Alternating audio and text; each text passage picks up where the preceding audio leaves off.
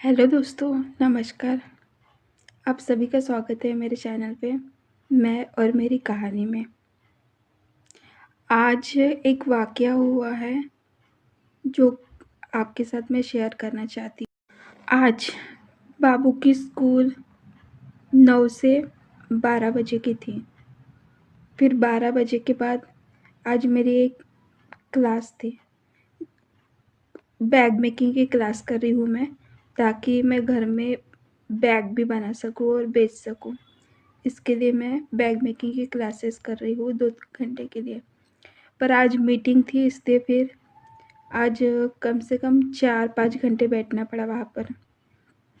तो मुझे लगा कि आज सैटरडे है, तो 9 से 12 बाबू की स्कूल थी। तो बाबू फिर कहाँ रहेगा, इसलिए बाबू को मैं साथ में लेके गई।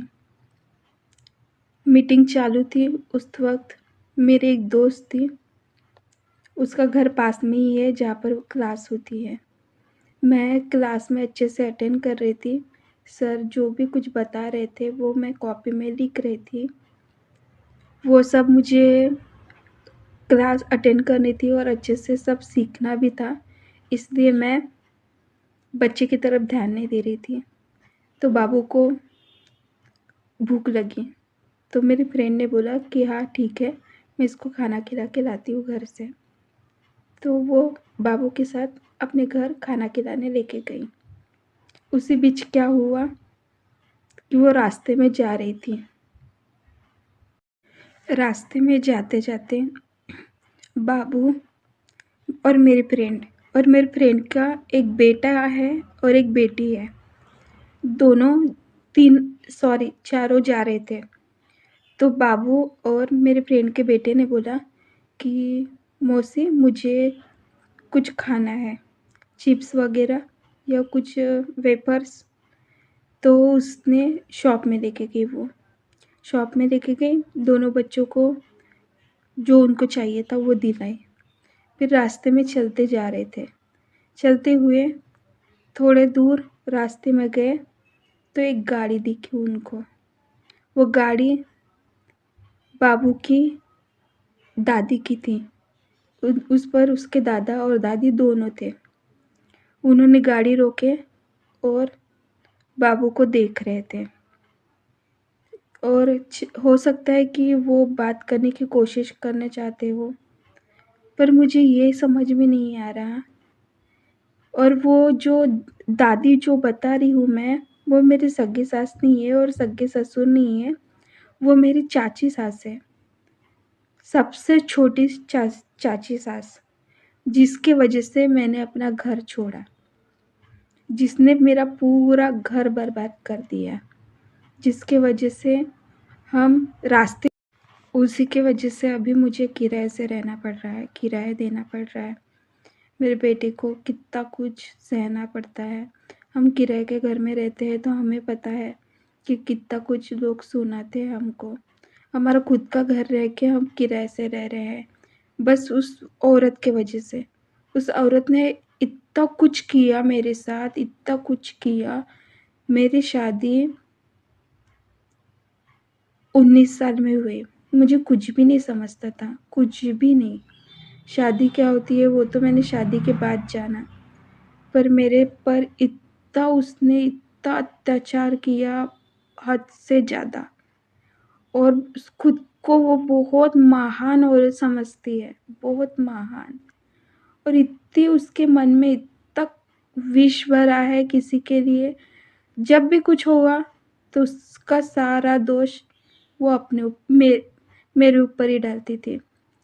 उसके घर में कुछ भी दाल नहीं पकी तो उसका दोष मेरे ऊपर, कि दाल इसकी वजह से नहीं पकी। उसके घर में कुछ पैसे की प्रॉब्लम आई तो हाँ इसकी वजह से आई। हम हस्बैंड वाइफ झगड़ा करे, कुछ करे, बीच में इतना कूदती थी जैसे कि वो नहीं, मैं नहीं, वो उसकी वाइफ हो। हमारे घर में इतना ध्यान रखती थी हर बातों में। इसकी वजह से पूरा हमारा घर टूट गया। हाँ, उसकी वजह से हमारा घर टूट गया, पर अब भी वो मान नहीं रही है। कैसी औरत है तो पता नहीं। अब मेरे बच्चे को देख के उसको क्या हुआ, क्या करती वो। जब पालने की बारी आई तो हमें भगा दिए। हमें रखे नहीं। अभी वो मेरे हस्बैंड की वाइफ बन के रह रही होंगी। घरदार जो चाहिए था, 2-2 बच्चे उसको, एक ही घर से क्या होता? तो 2 घर मिल गए अभी। और मेरी शादी तुड़वाने में सबसे ज़्यादा हाथ उसी का है।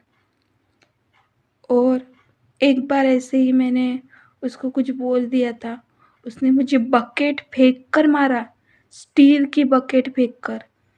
दी उसके मन में मालूम नहीं क्या था, क्या नहीं, मालूम नहीं मुझसे इतनी नफ़रत क्यों करती थी। तो उनके घर में ऐसे मतलब मेरे जैसे कोई सुंदर अच्छी लड़की नहीं थी। हो सकता है उसी के लिए उसको लगता होगा कि ऐसे कैसे मिल गई।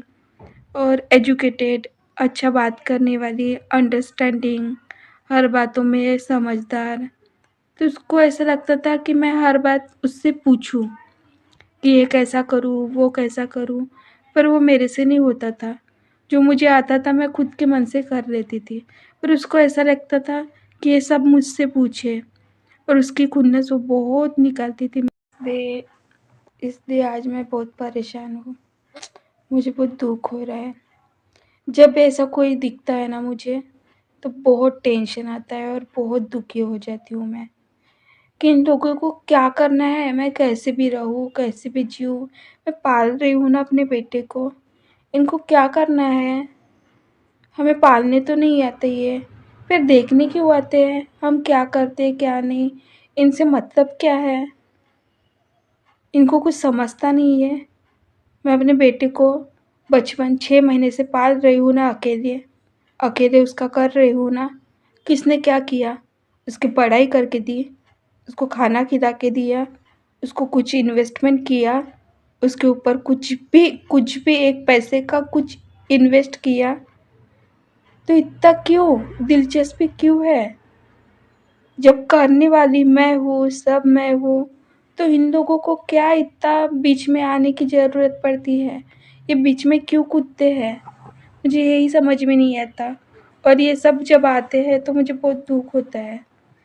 आज मैं बहुत हर्ट हूँ। ऐसा कोई दिखता है ना, तो मुझे बहुत हर्टिंग होती है।